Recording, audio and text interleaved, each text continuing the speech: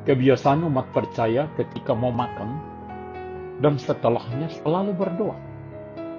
Sikap itu mempersaksikan bahwa makanan dan minuman adalah pemberian Allah. Sebagai ucapan syukur atas anugerahnya tersebut, maka dibiasakan dengan selalu berdoa sebelum dan sesudah menikmatinya. Selamat hari Minggu ke-9 setelah Trinitatis Bapa, Ibu, anak-anak kami.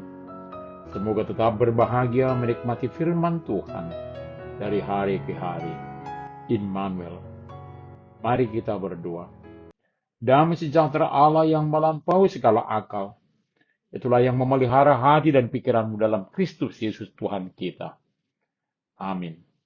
Firman Tuhan bagi kita saat ini tertulis dalam Matius 14 ayat 13 sampai 21. Setelah Yesus mendengar berita itu, menyingkirlah ia dari situ dan hendak mengasingkan diri dengan perahu ke tempat yang sunyi. Tetapi orang banyak mendengarnya dan mengikuti dia dengan mengambil jalan darat dari kota-kota mereka. Ketika Yesus mendarat, ia melihat orang banyak yang besar jumlahnya. Maka tergeraklah hatinya oleh belas kasihan kepada mereka, dan ia menyembuhkan mereka yang sakit.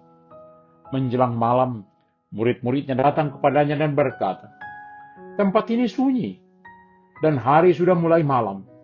Suruhlah orang banyak itu pergi supaya mereka dapat membeli makanan di desa-desa."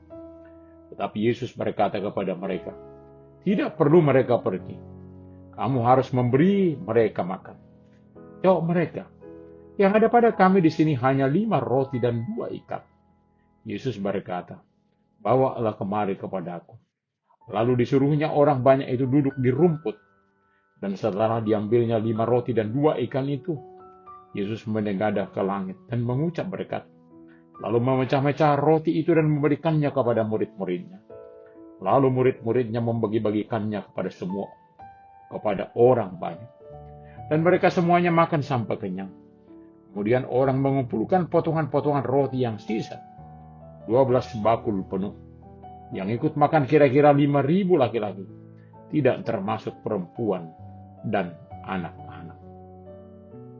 Tuhan Yesus menyingkir karena didengar Yohanes mati dibunuh oleh Herodes. Namun di dalam keadaan berduka, ada banyak orang berbondong-bondong menjumpainya. Apakah rasa duka membuat dia menolak menerima orang banyak yang membutuhkan penghiburan, kesembuhan, dan berbagai persoalan kemanusiaan lainnya? Tidak. Berbelas kasihan melihat orang banyak datang menjumpainya. Ternyata timbul belas kasihannya melihat orang banyak itu. Sampai sore mereka bersama Tuhan Yesus di sana.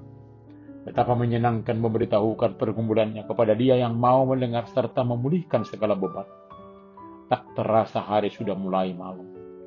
Nampaknya para murid sudah mulai lapar sehingga merasakan lapar orang banyak. Tetapi persediaan makan yang ada bagi mereka tidak sebanding dengan orang yang ada bersama mereka. Lapar, jalan keluarnya adalah makan. Itulah keadaan orang banyak yang sedang mengikut Tuhan Yesus. Dalam situasi demikian, para murid berkata kepada Tuhan, meminta orang banyak disuruh pergi untuk boleh beli makanan. Itulah solusi bijak manusiawi. Suruh mereka pergi. Ini adalah kalimat perintah sekarang. Karena sepertinya hal makan minum orang banyak itu bukan tanggung jawab mereka. Begitulah sikap sebagian orang yang merasa tidak berdaya sehingga menutup diri untuk aksi belas kasihan. Memang sekarang di dalam berbagai acara pertemuan para murid Tuhan di gereja, di persekutuan kantor, sudah diusahakan ada makan bersama pada saat waktu makan. Bagaimanakah jawaban surgawi yang dinyatakan Tuhan Yesus? Tidak perlu mereka pergi.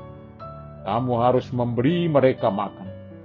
Lalu para murid mengatakan, bagi kami hanya 5 dan 2 ikan. Lalu diberikannya kepada Tuhan. Orang banyak disuruh duduk.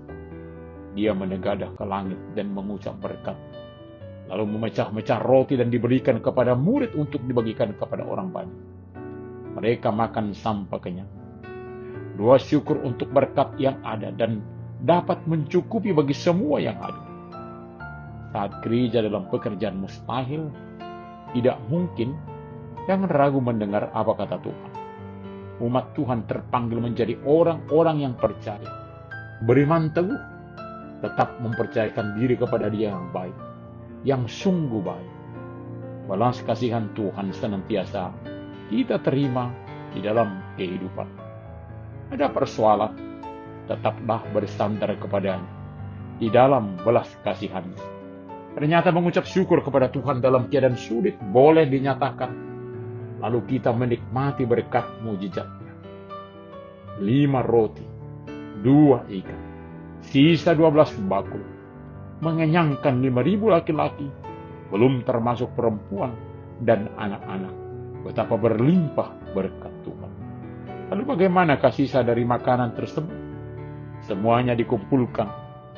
Ini jualah sikap yang benar dalam teologi sisa. Tidak dibuang. Berkat Tuhan tetap berguna.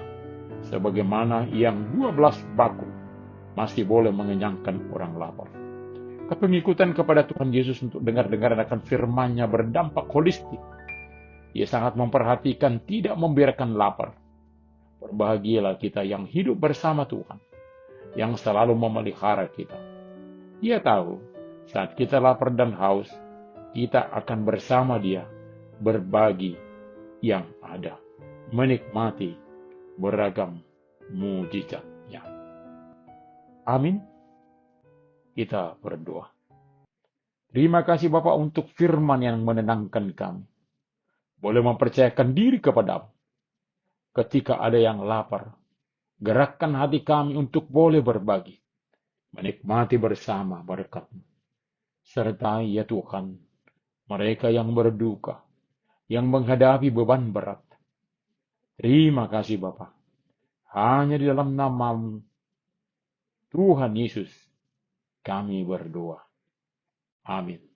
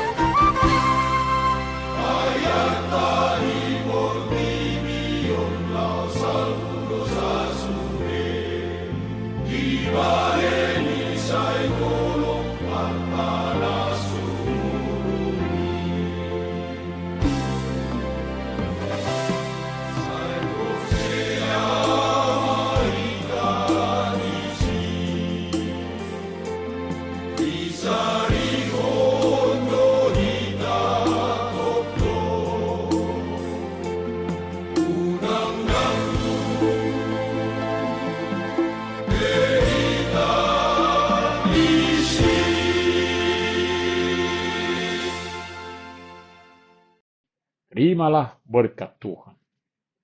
Tuhan memberkati engkau dan melindungi engkau. Tuhan menyinari wajahnya kepada engkau dan memberi engkau kasih karunia. Tuhan menghadapkan wajahnya kepadamu dan memberi engkau damai sejahtera. Amin.